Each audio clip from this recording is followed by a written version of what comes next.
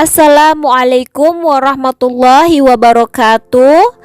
Kali ini kita akan membahas kisah Nabi Soleh alaihissalam, seorang utusan Allah yang menghadapi kaum yang keras kepala. Bagaimana kisah perjuangannya dan apa yang terjadi pada unta ajaib yang menjadi tanda kekuasaan Allah? Simak video ini hingga selesai. Kisah Nabi Soleh alaihissalam, nabinya kaum Tsamud. Istilah Tsamud diambil dari nama kakek mereka, Tsamud saudara Judais. Keduanya adalah putra Abir bin Iram bin Sam bin Nuh alaihissalam. Mereka merupakan salah satu dari kabilah bangsa Arab yang menetap di daerah bebatuan yang terletak antara Hijaz dan Tabuk. Kaum Tsamud hidup setelah kaum Ad. Sebagaimana kaum Ad, kaum Tsamud juga menyembah berhala. Oleh karena itu, Allah mengutus seorang hamba dan rasulnya dari kalangan mereka sendiri, yaitu Soleh bin Ubaid bin Masih bin Ubaid bin Hadar bin Tsamud bin Athir bin Iram bin Nuh alaihissalam.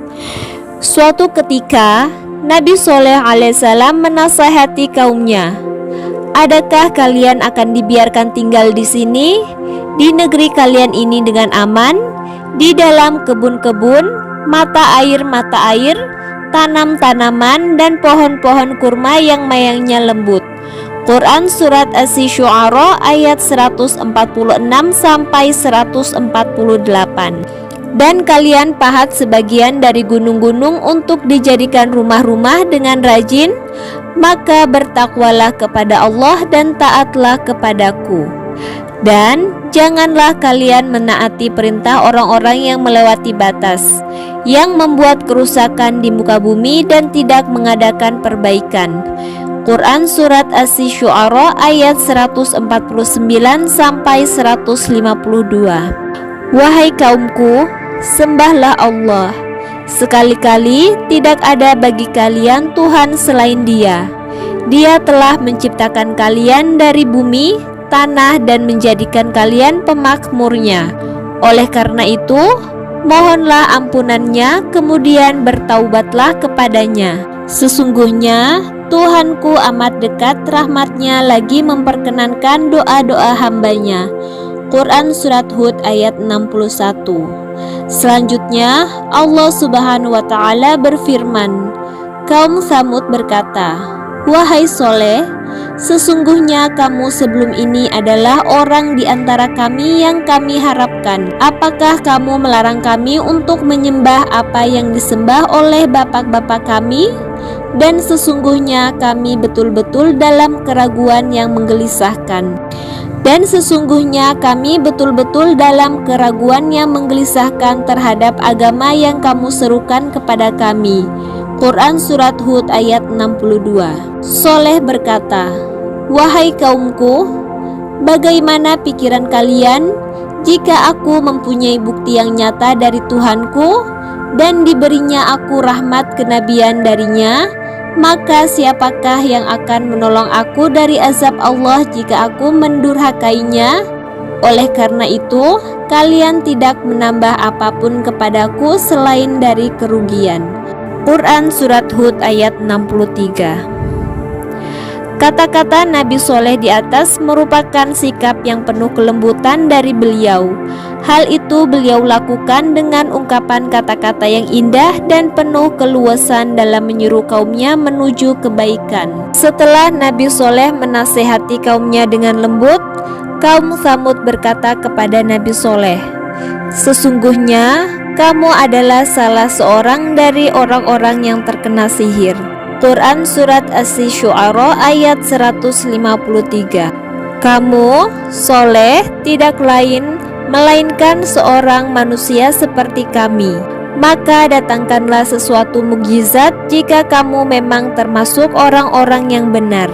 Quran Surat Asy-Syu'ara ayat 154. Mereka meminta Nabi Soleh alaihissalam mendatangkan suatu mukjizat kepada mereka yang menunjukkan kebenaran terhadap ajaran yang disampaikannya. Para ahli tafsir menjelaskan bahwa pada suatu hari kaum Tsamud berada di suatu tempat. Selanjutnya, Nabi Soleh alaihissalam datang kepada mereka dan mengajak mereka menuhankan Allah dan menyembahnya. Beliau memberi penjelasan, menasihati, mengingatkan, dan mengimbau mereka untuk beribadah kepada Allah. Mereka berkata kepada Nabi Soleh sambil menunjuk sebuah batu besar yang berada di dekat mereka, "Jika engkau dapat mengeluarkan seekor unta yang begini dan begini dari batu besar itu." Mereka menyebutkan ciri-ciri unta yang disebutkan, yaitu unta betina yang gemuk, besar, dan ciri-ciri lainnya. Selanjutnya, Nabi Soleh alaihissalam berkata kepada mereka, "Bagaimana menurut pendapat kalian jika aku dapat memenuhi permintaan kalian itu? Apakah kalian akan beriman terhadap yang aku sampaikan kepada kalian? Juga akan membenarkan bahwa aku adalah Rasul yang diutus kepada kalian?" Mereka menjawab, "Ya." Nabi Soleh memegang janji mereka dan mempercayainya dengan sepenuh hati. Beliau menuju tempat sholatnya, lalu mengerjakan sholat dengan tata cara yang telah ditetapkan oleh Allah Subhanahu wa Ta'ala. Selanjutnya, beliau berdoa kepada Allah Subhanahu wa Ta'ala agar mengabulkan permintaan mereka.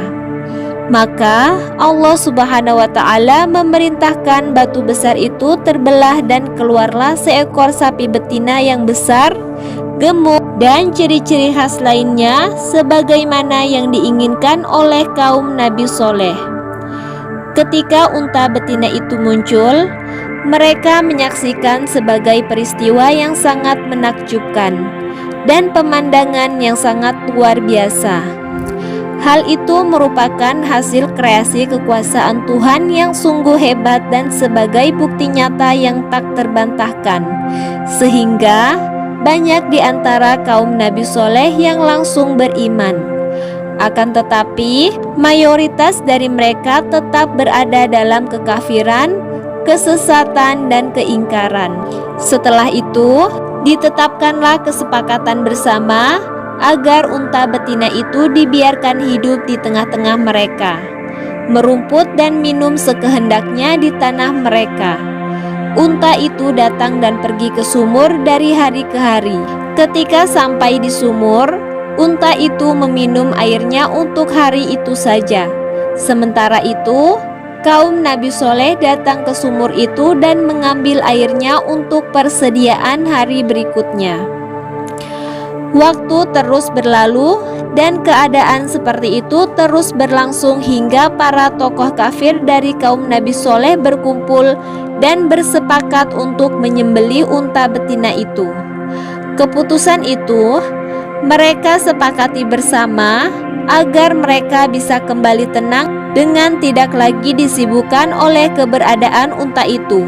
Di samping juga bertujuan agar mereka dapat menguasai sumur tersebut. Rupanya setan telah menguasai pikiran mereka. Orang yang ditugaskan membunuh unta betina itu adalah salah seorang pemimpin mereka yang bernama Qidar bin Salif bin Junda. Ia adalah orang yang berkulit coklat tua dan bertubuh pendek. Ia diberi tugas untuk membunuh unta berdasarkan hasil kesepakatan kaumnya. Oleh sebab itu, penanggung jawab pembunuh unta betina itu adalah mereka semua. Ibnu Jarir dan para ulama ahli tafsir menyebutkan bahwa pada saat itu ada dua wanita terhormat dari kalangan kaum Tsamud.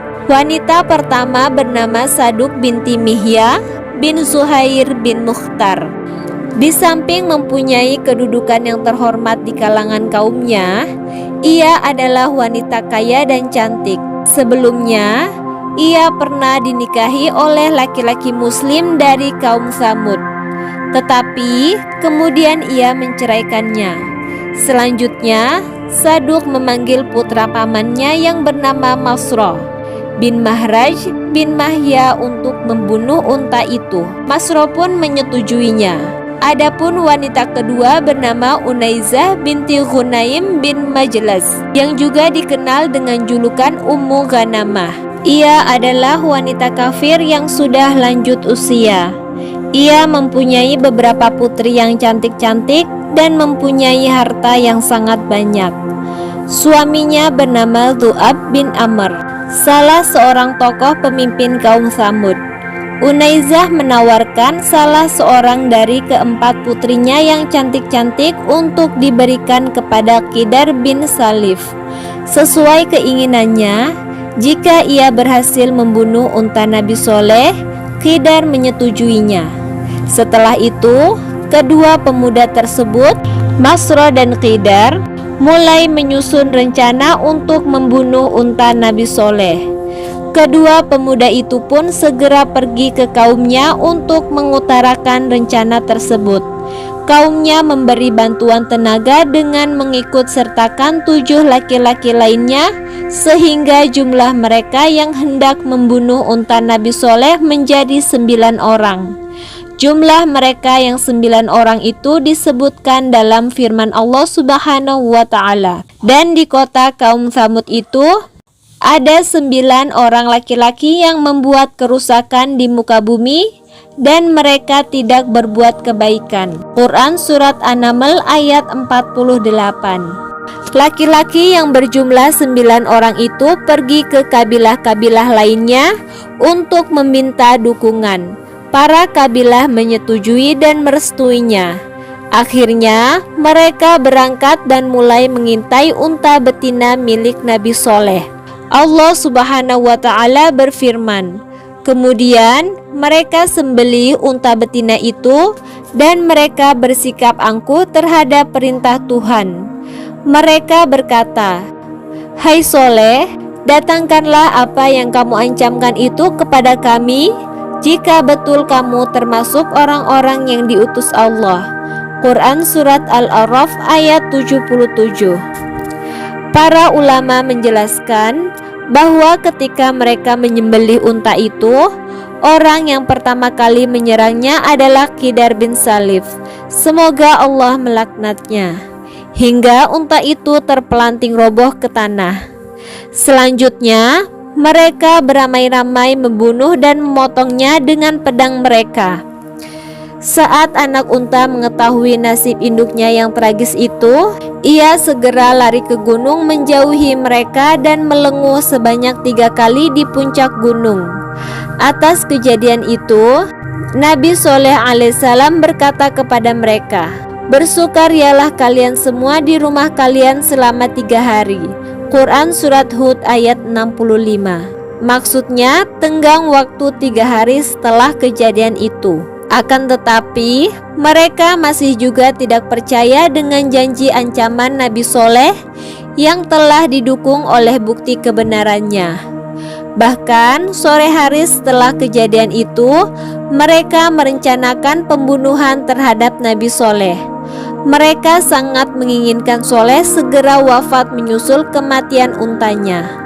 Allah berfirman, mereka berkata, "Bersumpahlah kalian semua dengan nama Allah bahwa kita sungguh-sungguh akan menyerangnya." Nabi Soleh dengan tiba-tiba berikut keluarganya pada malam hari. Allah Subhanahu wa Ta'ala berfirman, dan mereka pun merencanakan makar dengan sungguh-sungguh, dan kami merencanakan makar pula. Sedangkan mereka tidak menyadari, maka perhatikanlah akibat dari makar mereka, bahwa kami membinasakan mereka dan kaum mereka semuanya. Itulah rumah-rumah mereka yang runtuh disebabkan kezaliman mereka. Selanjutnya, pada yang demikian itu terdapat pelajaran bagi kaum yang mengetahui. Dan telah kami selamatkan orang-orang yang beriman dan mereka itu selalu bertakwa. Quran Surat An-Naml ayat 50-53. Demikianlah Allah Subhanahu wa Ta'ala menurunkan batu-batu yang melempari ke-9 laki-laki tersebut dan mengirim mereka terlebih dahulu ke neraka sebelum kaum Tsamud yang kafir menyusul mereka. Keesokan harinya, yaitu hari Kamis pada pagi hari, yang merupakan hari pertama disaksikannya peristiwa itu, wajah kaum Tsamud mendadak berubah menjadi berwarna kuning. persis seperti yang diancamkan oleh Nabi Soleh. Selanjutnya, pada sore harinya mereka berkata, "Oh, sehari telah berlalu dari ketentuan 3 hari yang dijanjikan azab. Pada hari Jumat, yaitu hari kedua, wajah mereka berubah menjadi merah. Pada sore harinya mereka berteriak, 'Oh, sudah berlalu dari 2 hari yang telah dijanjikan azab.' Selanjutnya, pada hari ketiga dari hari-hari mereka bersukaria, yaitu hari Sabtu, wajah mereka berubah menjadi hitam. Pada sore harinya, mereka berteriak, 'Oh, telah berlalu hari-hari yang telah dijanjikan azab.' Ketika pagi hari Ahad telah tiba, mereka duduk termangu menunggu murka, azab dan laknat. Mereka sama sekali tidak berkutik dan tidak tahu apa yang harus dilakukan dalam menghadapi semua itu. Mereka tidak tahu persis dari mana azab itu akan datang menghantam mereka. Ketika matahari terbit, terdengarlah suara guntur yang menggelegar sangat keras dari langit yang berada di atas mereka. Sementara itu, gempa yang sangat dahsyat berguncang dari dalam bumi yang berada di bawah mereka, sehingga nyawa-nyawa melayang berjatuhan. Setelah itu, bumi kembali tenang dan tidak ada lagi guncangan. Suara guntur yang menggelegar terhenti seketika. Saat itulah kebenaran telah menampakkan jati dirinya. Maka jadilah mereka mayat-mayat yang bergelimpangan di tempat-tempat tinggal mereka. Quran Surat Al-A'raf ayat 78. Suasana menjadi hening seketika. Tidak ada nyawa yang masih tersisa. Tidak ada satupun jiwa yang bernapas dan bergerak. Para ulama menyatakan bahwa tidak ada seorang pun yang tersisa dari kaum Tsamud yang kafir, kecuali seorang budak perempuan bernama Kalbah binti As-Salqi. Ia juga dipanggil dengan sebutan Az-Zari'ah. Ia seorang wanita kafir yang sangat memusuhi Nabi Soleh. Setelah menyaksikan azab yang menimpa kaum Tsamud, ia segera berangkat menuju suatu perkampungan di Arab dan di sana ia menemukan beberapa orang yang masih hidup. Selanjutnya, ia memberitahukan kepada mereka tentang peristiwa yang baru saja menimpa kaumnya. Setelah itu, ia meminta air kepada mereka. Setelah meminum air, ia langsung tewas menyusul kaum Tsamud lainnya yang sudah binasa. Ada yang berpendapat bahwa setelah peristiwa azab itu, Nabi Soleh alaihissalam pindah ke tanah haram Mekah dan menetap di sana hingga wafatnya. Demikianlah kisah Nabi Soleh alaihissalam, seorang utusan Allah yang penuh kesabaran dalam menghadapi kaumnya. Dari kisah ini, kita belajar tentang pentingnya keimanan, ketaatan kepada Allah, serta konsekuensi bagi mereka yang menolak kebenaran. Semoga kisah ini bisa menjadi pelajaran berharga bagi kita semua. Wassalamualaikum warahmatullahi wabarakatuh.